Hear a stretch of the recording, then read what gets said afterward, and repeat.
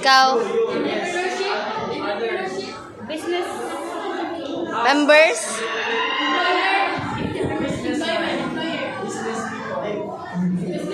Jobs?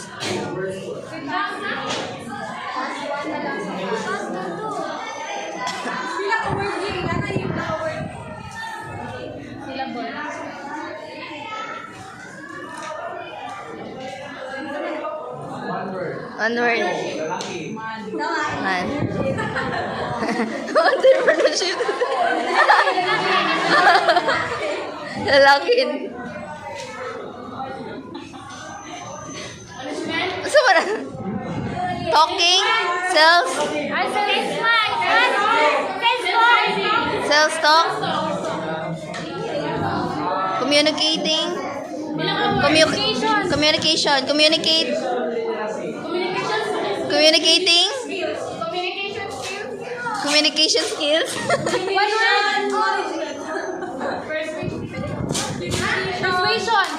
Persuasion? Communicate?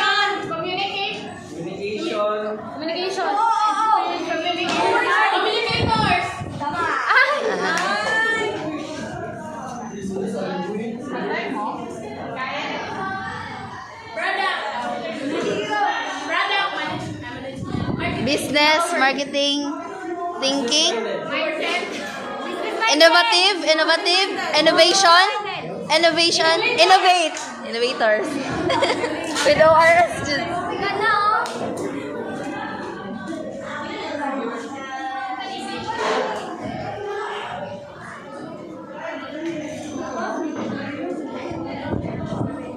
Business, thinking, lesson plan, business plan, planning, planner, plan.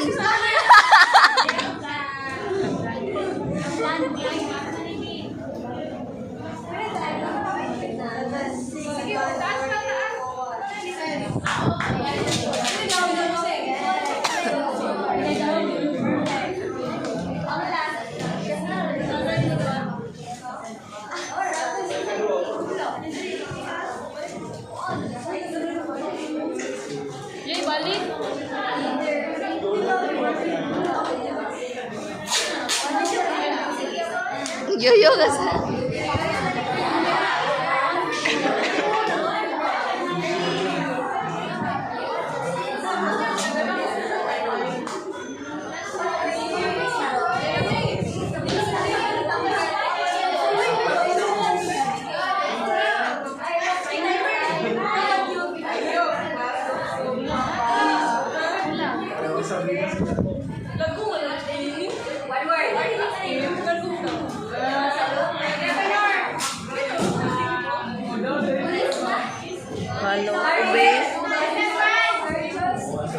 Follower.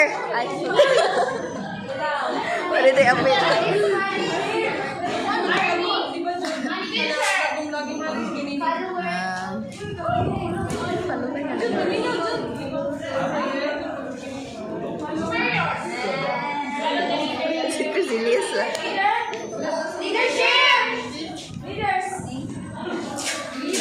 Leaderist.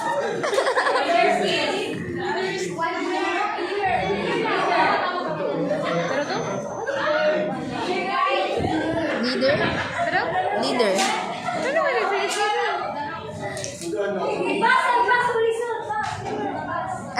Roslyn, the competitive.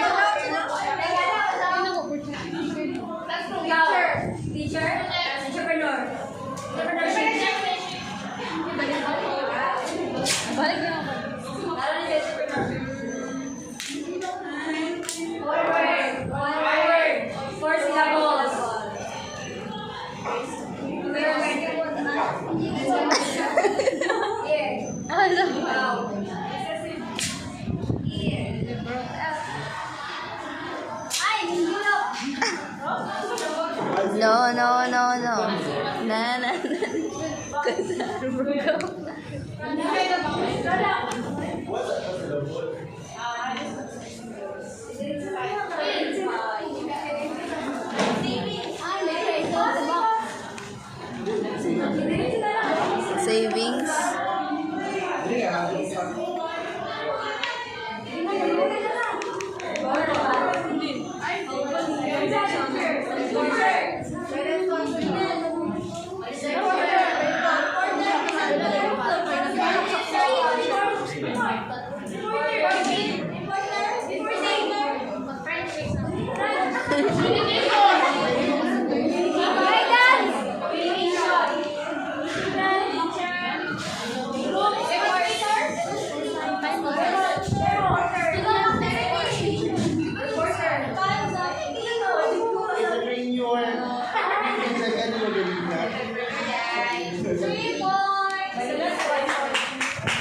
So the winner.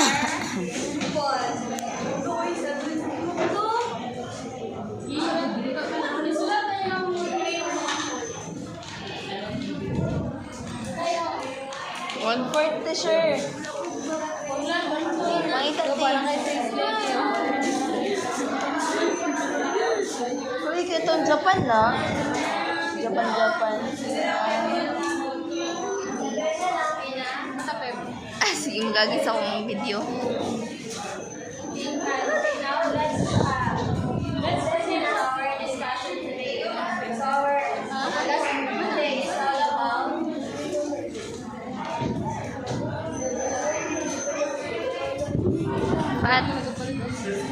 Fatma, pwede dua ka video? Pwede dua ka video? I-stop na ko.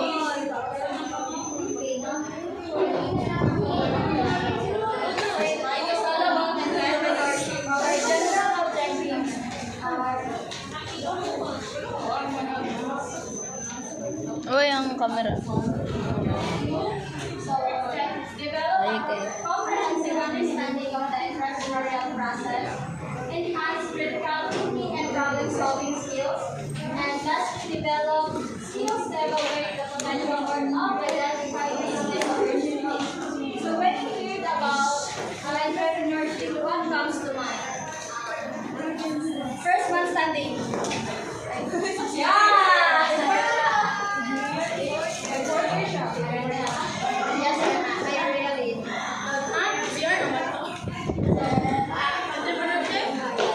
So we would say entrepreneurship is the process of managing a business in managing it products. So my specific objective is explain what is entrepreneurship.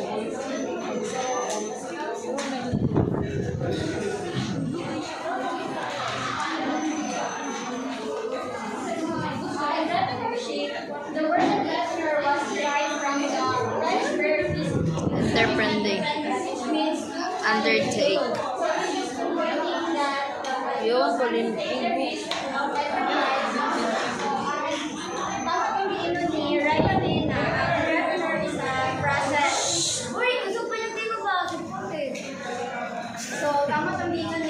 Sorry, press. Entrepreneurship is a process Sorry. of designing. Sorry. Pinaginaw na tanan. Yes. So, entrepreneurship is a process of designing, launching, and running a new business. So, so the word entrepreneur is these are the people or the person who willing to build a business. So, entrepreneurship is mo lang na sila ang nag-plan or nag-seek sila of opportunities na makakreate sila business.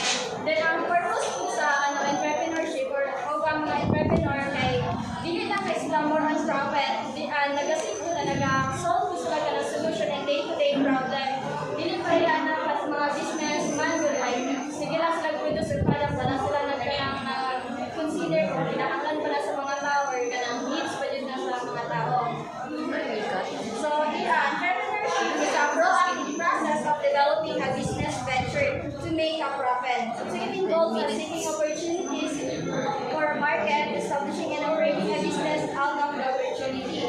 So, entrepreneur they are willing to take a risk and generate a new ideas and provide a solution. So, Stop na ako. sa Taas kayo. ang bigot din ang process ng entrepreneurship while ang entrepreneur is a person. So,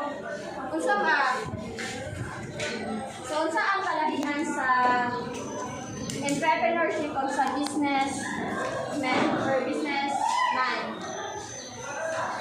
Last month Sunday. Oh, yeah.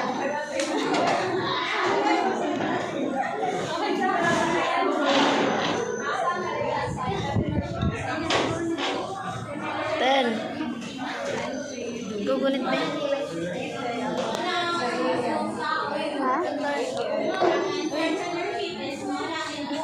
Pakita nga yan.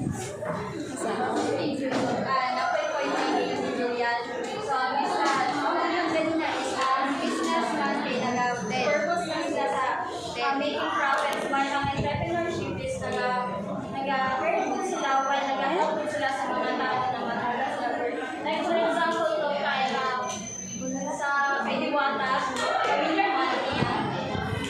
Di ba kay nag-contract ka ng business niya with Miss Parisan na hasta nag-contract business pero nagtatapos din sa mga tao na walay trabaho o pinapasunod niya ito. So, si Diwata kay isa siya ka-example of an entrepreneur kay nag-make siya profit pero nagtatapos din sa mga tao.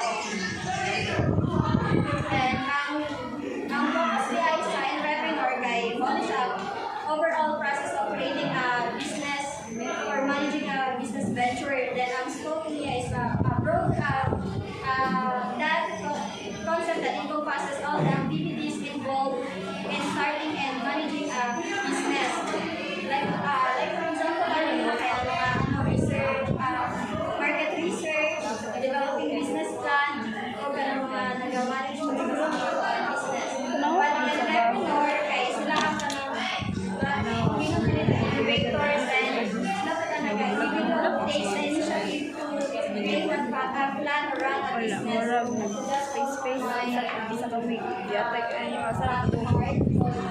So we see din Miss Sherwin ng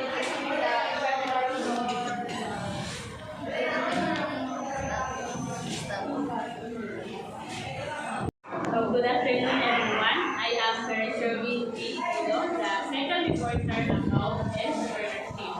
Before we go to our new discussion about entrepreneurship, we have a short recap first about sa unang reporter. So, what is entrepreneurship based on your understanding? Yes, Karha? What is entrepreneur based your understanding?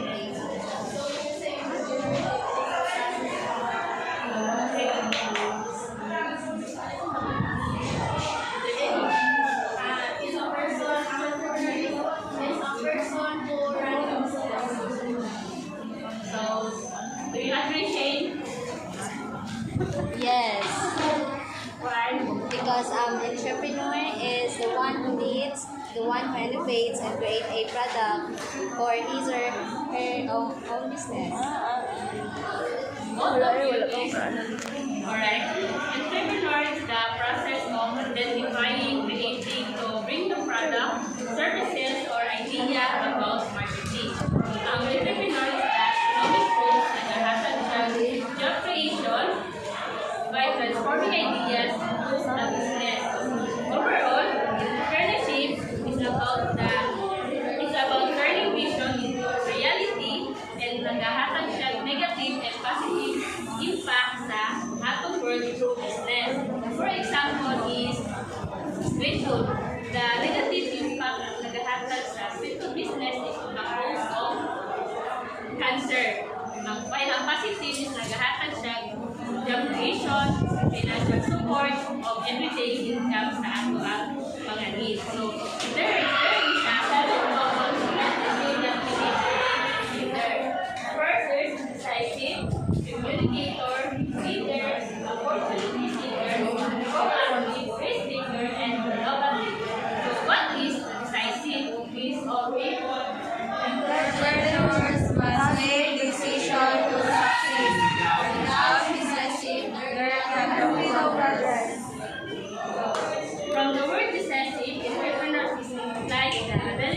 to make deep and quick decisions on the important aspect of business. It's about being determined and self-confidence and having self-confidence of your business. When there is difficulties, dapat is you can easily smart decision. So, para masolban ang mukhang problema. So, dapat smart, right naman na makasolba tayo sa problema.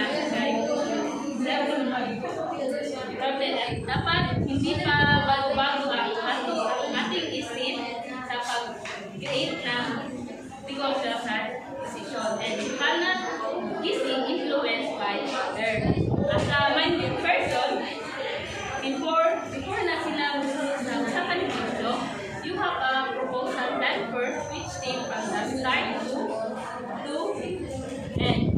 What will be the business, sa mga marketing strategies, sa mga strategic plan, when you have a possible problem with your business. Because as a leader, you are responsible to guide your own business since time to time. Because we all know na maka-encounter ka ng different problems sa negosyo, and you should always be prepared and smart enough to make the first goal. Even others will not support you. Kasi being decisive kasi does not always mean na akong decision sa create a business is tama. Siyempre, sometimes ma-fail ka. Siyempre na daw is needed daw na sila confidence and challenging plan, decision, and see them through to the end. So if the outcome turns out to the next negosyo, durable, and the decision to take corrected action sa ato business kay mo na ang importante. So, dili nyo sa mga magdayon na urban is nasamot ka daw ng imuhang negosyo. Because entrepreneur is aware for their strength and weakness because decisive is entrepreneur must prefer in making decisions mag-decide sa pagsulod sa problema. Una ang decisive. Two is communicator. Communicator is in a business you will often communicate with people who have certain qualifications. This means being able to effectively communicate with team, like client, customer, or administrator of your business. It also means being dapat hindi ka business even if ay mga negative impact na business ay hindi kaya dapat being positive sa ato negosyo. So, ang communication is one of the most important sa communication skill is buhat na kumagkita negosyo is dapat sa mga communication skill or para magpapit sa idea about sa uban entrepreneur.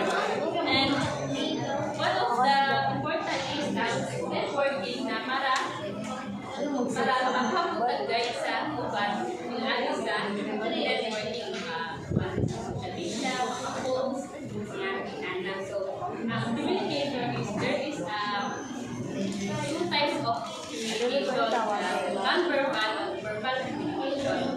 But before we end of my topic, I have here one question na. So, what is one of the ways of successful entrepreneur described as a being decisive? Yes, go ahead.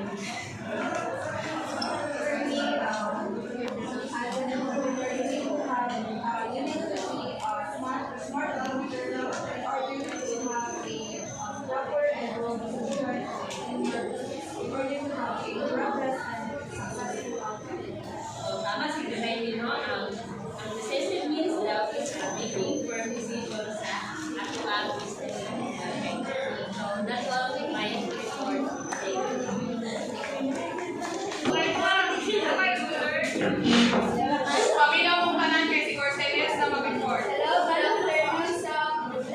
proceed to communication skills. Verbal communication skills and non-verbal communication skills. So, first I am going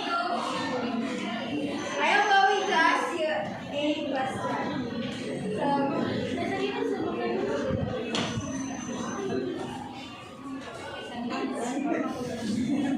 yes. How important is listening in communication? Listening in communication is important because if you can listen to what others say, you can comprehend what you're being saying. Okay, thank you.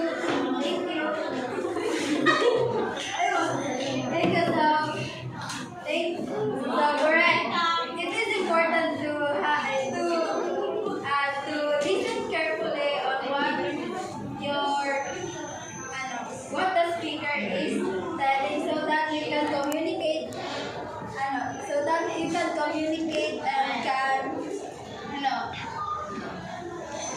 And can understand each other. So let's proceed. Verbal communication skill. First, be clear and concise. So in communicating, it is important to tell straightforward to a person, because it is so difficult if you kanang magmikulig sa pagkausap. It is important to tell straight na dili magamit ang mga words food nga gusto. So second, listen more than you talk. So listen more than you talk. So it is important to listen carefully on what the person is telling, because some of the information can help you to improve your company or the products you are selling. The third, ask questions, so that if wala nimo nasabtan gani, so it is important to ask a question to para ma-clear ang inyong para ma-clear ang una kung saan na avoid interrupting. You should let the person to talk and not interrupt his or her saying. So in non-verbal communication skill, first is body language. Why is it important that body language?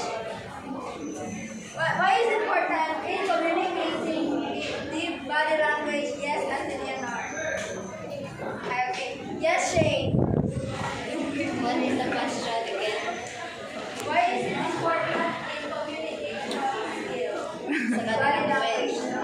It is very important para mas clear nga murag mapakita nimo og tarong mga gustong deliver.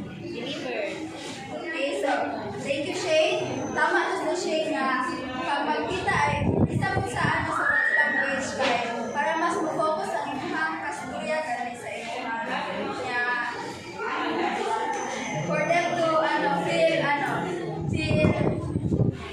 comfortable. Second, facial expression. Yes, Margie. Why is it important facial expression in communication?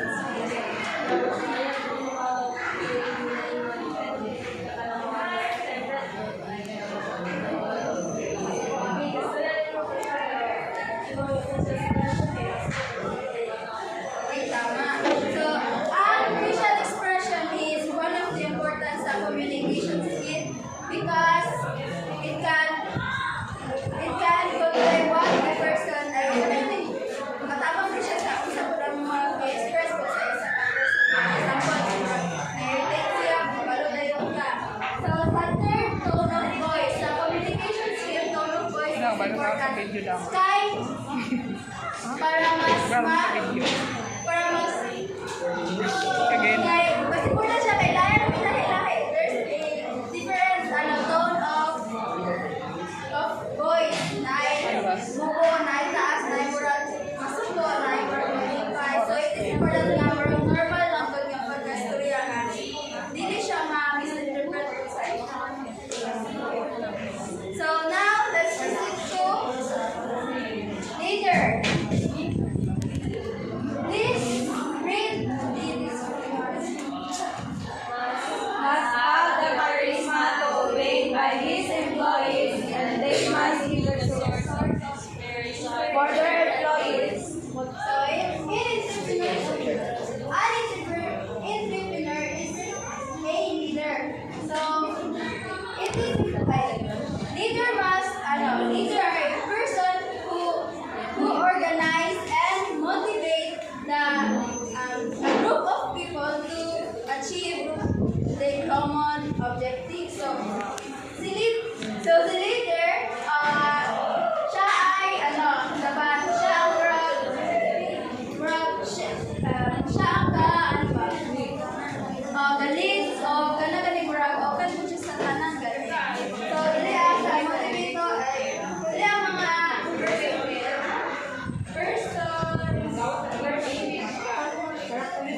characteristics sa leader, motivator, communicator, and uniter. So ang leader dapat siya ay motivator. Kaya once na dili siya ay example for himself, dili siya motivated anak nga mo dili siya motivated to do that work. So his members will not be motivated enough to do their work good. And sa communicator, ang leader dapat siya, good siya sa pag-send o pag-receive sa mga informations. Kay para for them to communicate easily and to understand what they are going to do. So the leader is a uniter because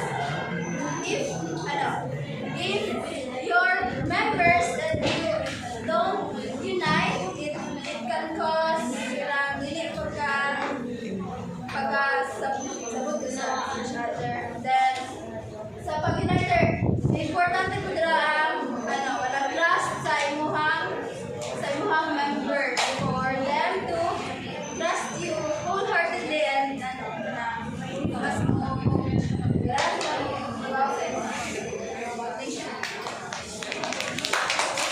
Father, the Son, and the Holy Spirit. Glory be to the Father, and to the Son, and to the Holy Spirit. as it was in the beginning, is now, and ever shall be, world without end. Okay, good afternoon, everyone. Good afternoon, teacher. So before we start, I'm trying to say this.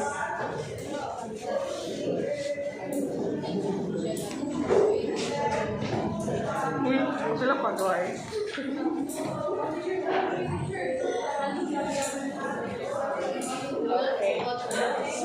So before we start, before we start sa home part, sa home report, is we have a recap first. So we have a recap first, and before sa day is countdown.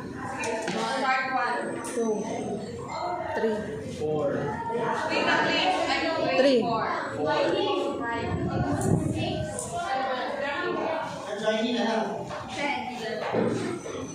Ano nga, Miss Ka?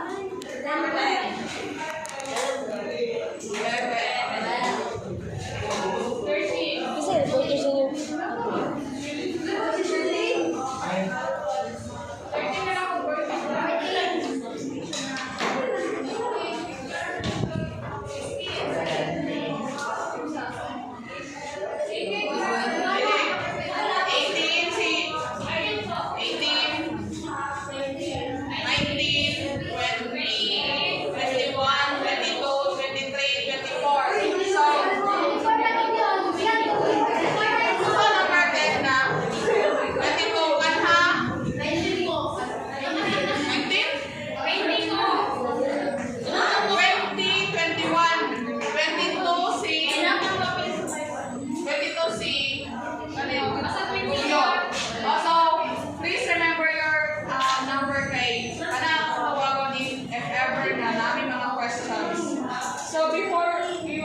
Dapat kumaya. Ako alam na ako My may. topic. Wala. Budget lang dyan. Let's recap if what is entrepreneurship all about? Let's number 13. Number 7. Huh?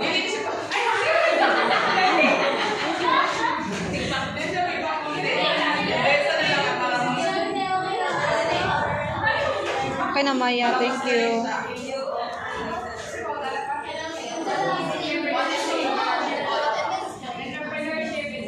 Nagpasa na dito. Abot na. Okay, exactly. Thank you so much, Mrs. Ton. So, entrepreneurship is derived from the French verb, the entreprendre, or which means to undertake. To undertake the risk of enterprise. And entrepreneurs are innovators and willing to take risks. So, as entrepreneurship is, dapat willing ka mag-take of risk and also generate new ideas to make it unique and profitable solutions to the present day problem. So, who can still remember kung usually teacher talaga ng 7 common competencies and entrepreneurship? Okay, now number 8. So, 7 common competencies in entrepreneurship.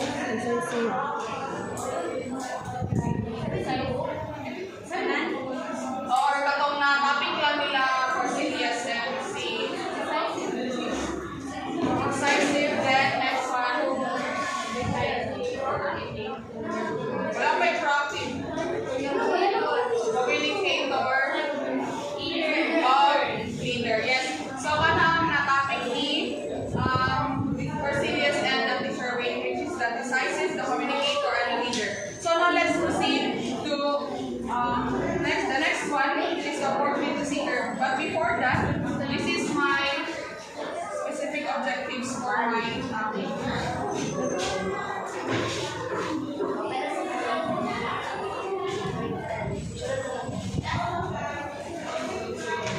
Dinalian So na. everybody please read the objectives. Of an entrepreneur, including being an opportunity seeker, proactive, risk taker, and innovative. Specific objectives for my topic. So now, sunod sa leader is which is the opportunity seeker. When I say opportunity seeker, it's an entrepreneur must have the ability to be the first to see the business changes. So, masay mo may ni number 21. Yes, ma'am. What can you say all about opportunity seeker? Opportunity seeker. The entrepreneur should have this type of quality in order to make her business or her planned business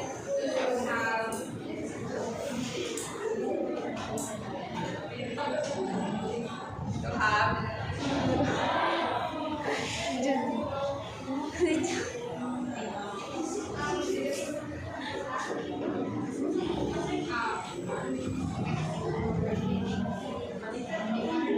Okay, so thank you so much.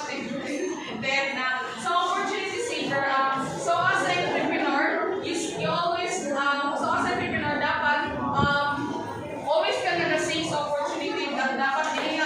Dapat dili ka nag-focus sa isa lang idea or strategy. So that as an entrepreneur or a business owner is malabot pa yung mga business. So that because of you always seek for another opportunity. And the next one is proactive.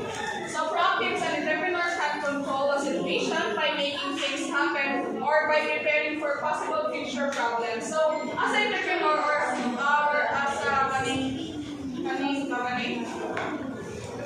business owner is dapat we always think or instill lang sa ating mind that as entrepreneur is na-adjoy mo na problem na maabot or possible na mga problem na ma-face mo through your business.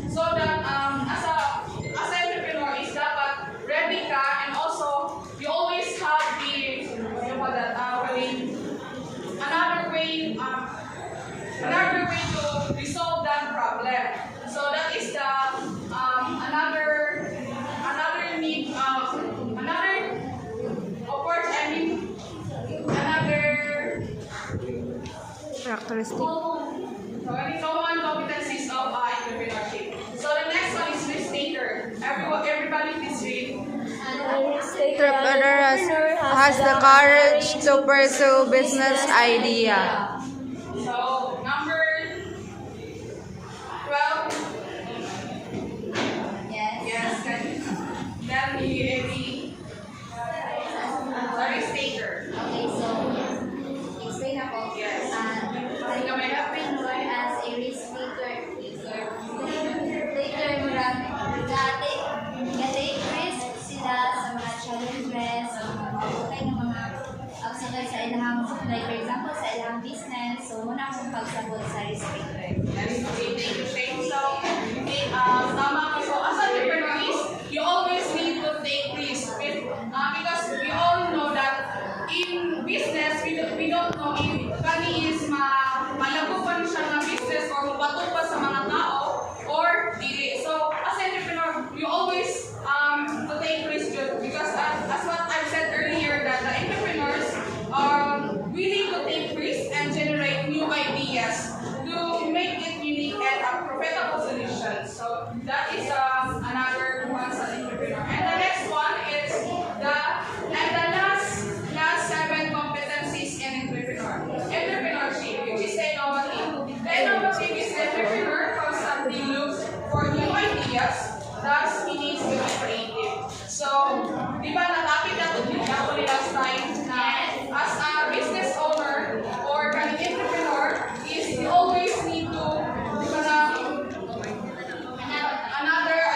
to get another idea. Hindi lang for example, mag-stick ka sa imuhang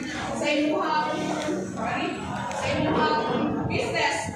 That's ang nang bili. Dapat as a entrepreneur is you always look for new ideas. And who can give me another example for innovative kind of situation? Who can give a number? Yes, Jude. Example of innovative is people who wala sila nag-take sa traditional route. For example, sa pagluto. Pagluto siya, isa ka dish, Filipino dish, iyang ipa-level up gamit ang iyang knowledge sa laing dish from other countries. So, that is innovative. Thank you so much, Jude. And another example for innovative, for example, me as a seller of sweets or desserts like the mango float. So as I know what it is, dapat dili ko, I'm not just focusing on the mango float that I have in my business. So for me to, as an entrepreneur, dapat mag-seek, I look for new ideas. For example, dili nga ko mag-seek for mango float. So example is magbuhat ko another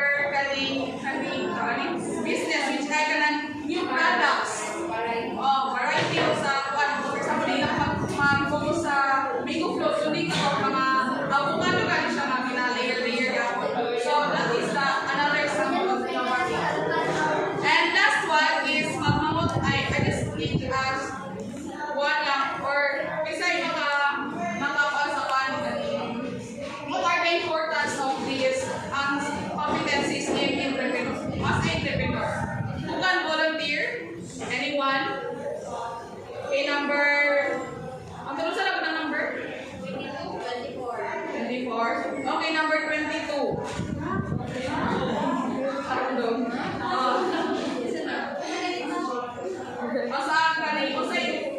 Importance of opportunity seeker or the proactive and also the risk taker and the innovative